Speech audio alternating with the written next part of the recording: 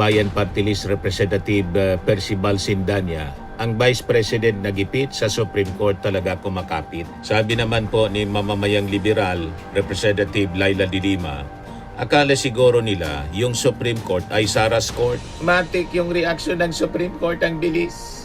Mabilis pa sa alas 4. Pinapaliwanag agad yung Congress. Kaya malamang tama yung sinasabi ni Laila de Lima.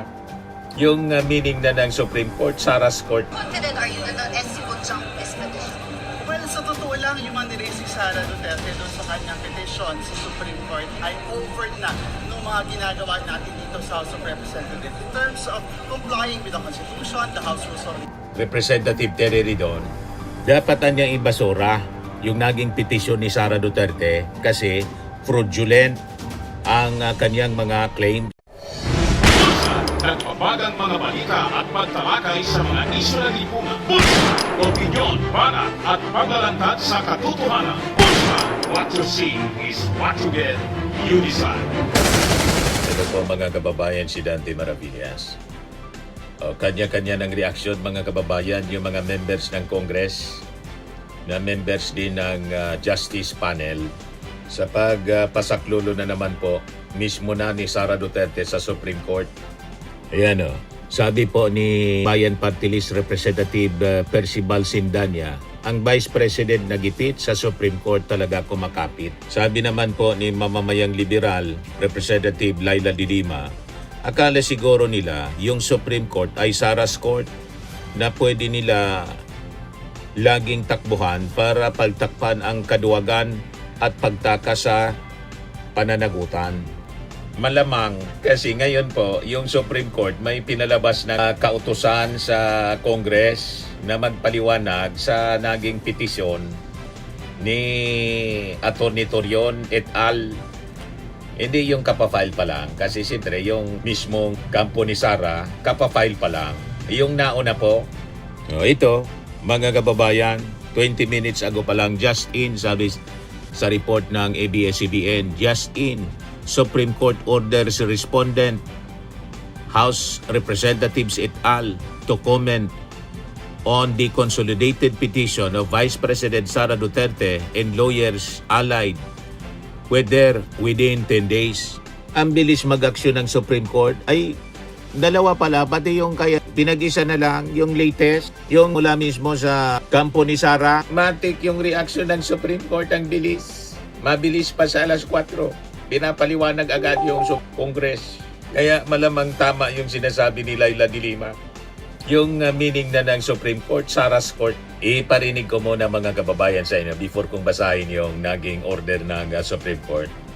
Iparinig ko muna sa inyo yung sabi ni Akbayan Party List Percival Sindanya. Ito pa. Ang Vice President nag-meet sa Supreme Court talaga kumakapit. Confirmed. Wala talaga siyang balak harapin itong kaso na kinahaharap na ngayon dito sa impeachment sa House of Representatives. Alam natin na talagang desperado na sila, natatakot na lumabas ang ebidensya, natatakot na lumabas ang katotohanan. Kasi alam ni Bibi Sara, paglabas ng ebidensya, wala na siyang takas. Sir, how will this affect the April 14? Wala na niyang takas. Well, sana wala itong epekto doon sa proseso natin dito sa House of Representatives. Dahil ito ay isang constitutional mandate na dapat natin gawin at dapat natin ginagawa. Habang ginagawa natin iba pang mahalagang trabaho na tugunan ang problema ng ating mga kababayan. So have you read the petition compiled by the VP Sara Camp, and how confident are you that the SC will jump this petition? Well, sa totoo lang, yung mga niraise si Sara Duterte doon sa kanyang petition sa Supreme Court ay over na ng mga ginagawa natin dito sa House of Representatives in terms of complying with the Constitution, the House Rules of Impeachment, and even the ruling of the Supreme Court. So walang dahilan para maantala ito sinasabi natin matagal ng long overdue na paglilitis sa kanya. Dahil may utang na katotohanan ang VP sa taong bayan at ito yung panahon para sa marathon ito. Sir, hindi ko kayo namamama kasi yung isa sa mga ginagawa yung violation dun sa 1-year bar, which was the reference sa Supreme Court bakit naging unconstitutional yung first impeachment. So, wala po ba kayong fears about that argument this time? Well, sa akin, very confident tayo. Naging maingat ang proseso dito sa Committee on Justice and we are confident with how we are proceeding sa pagsunod doon sa letters of the law, particularly yung processes within the COJ. Sa totoo lang, yung pagsunod nga natin na ito, sabi di ba, parang nagpapabagal sa proseso. Pero naniniwala tayo sa rule of law and due process. Kung may regret pa kayo na nag-endorse kayo ng Tongkit before February? Well, wala tayong regret kasi sa dulo malinaw yung pananagutan natin sa taong bayan. Kasi yung way na sana malinaw kay VP Sara yung pananagutan niya sa taong bayan. Wala siyang karapatan na mag-aspire for a higher position kung dito pa lamang bilang Vice Presidente, hindi na niya kayang gawin yung kanyang Pero pinapa-evaluate para sa House sa dalawang session. Do you think that's an addition na grounded on existing laws and House rules? Yeah. Well, this petition reeks of desperation. At alam natin kapag desperado, talagang gagawin ang lahat para ma-derail yung process. And we hope that the Supreme Court will see that we are fully compliant with not just the Constitution, but even with their own rules. Ngayon, sabi ni Bicol Saro Party List Representative Terry Ridon, dapat niyang ibasura yung naging petisyon ni Sara Duterte kasi fraudulent ang kanyang mga claims.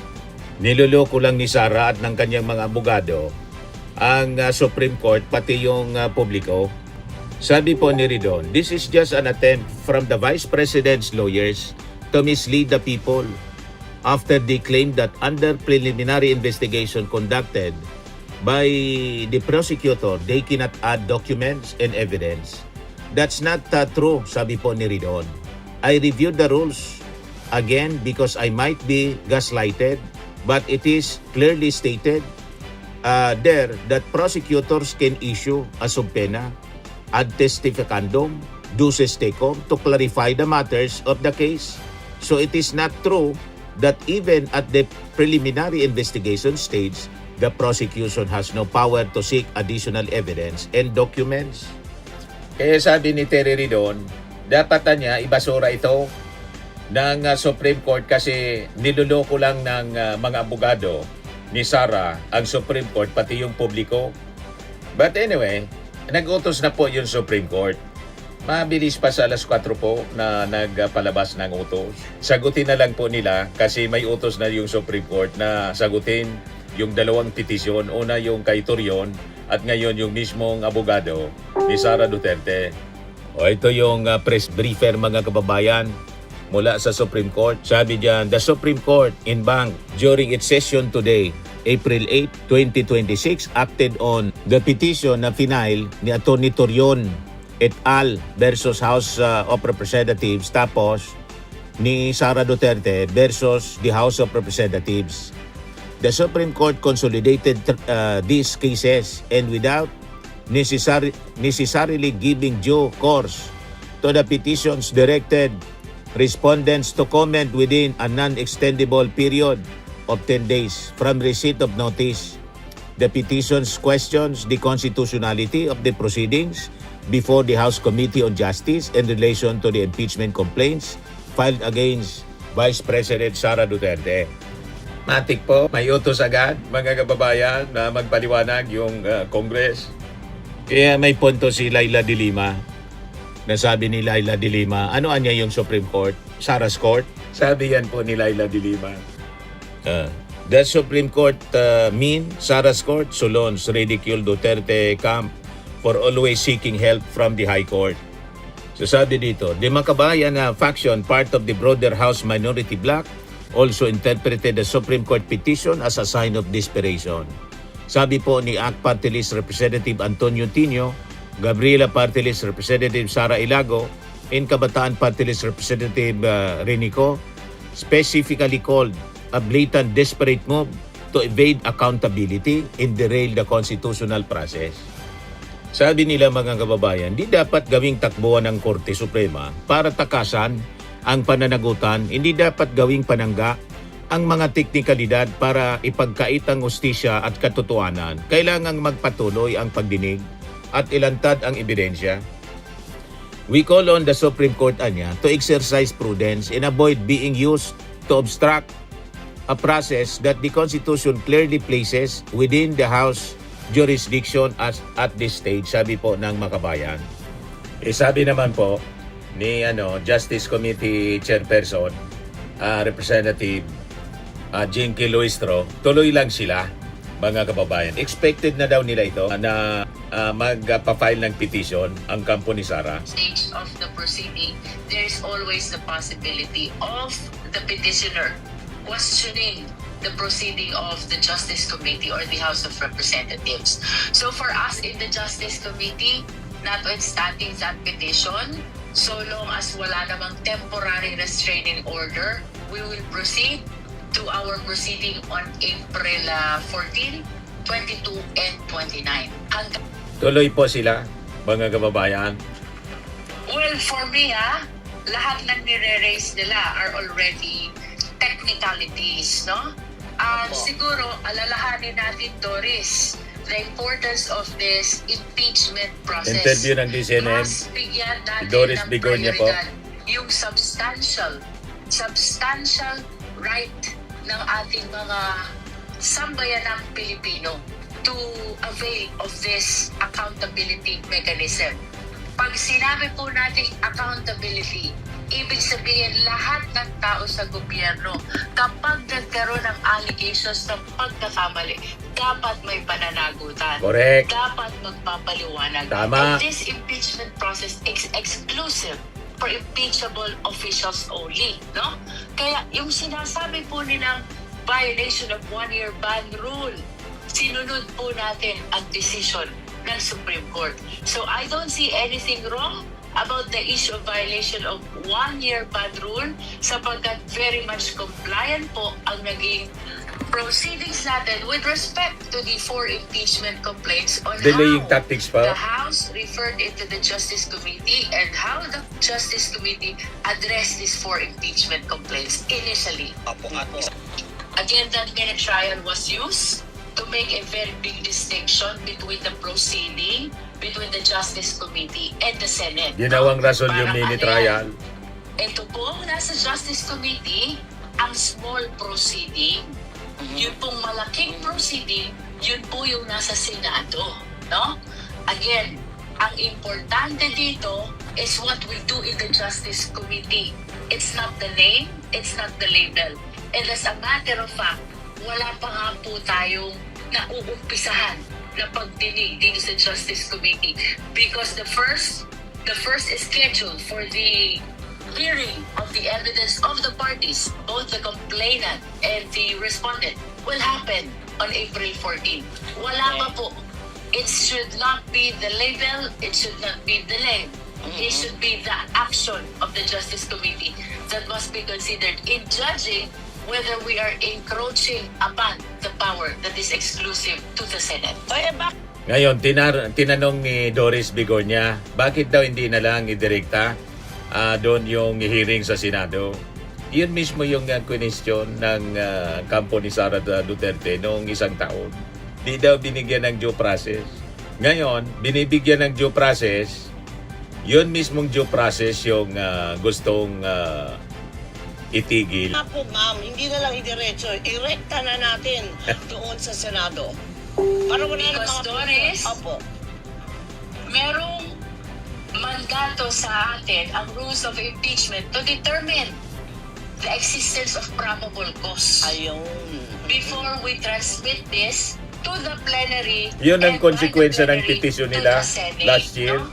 Ang sabi ko nga in the past interviews, kung Ngayon na sinusunod yung naging consequence ng kanilang petisyon, gusto na naman itigil yung due process, yung hearing na mismo, na magbibigay ng pagkakataon sa kanila na sumagot. Yung pagdetermine ng probable cause, mga kababayan, nilabel nilang fishing expedition. Saan ganyan na nakakita, mga kababayan? Noong idinirekta sa Senado, may problema sila.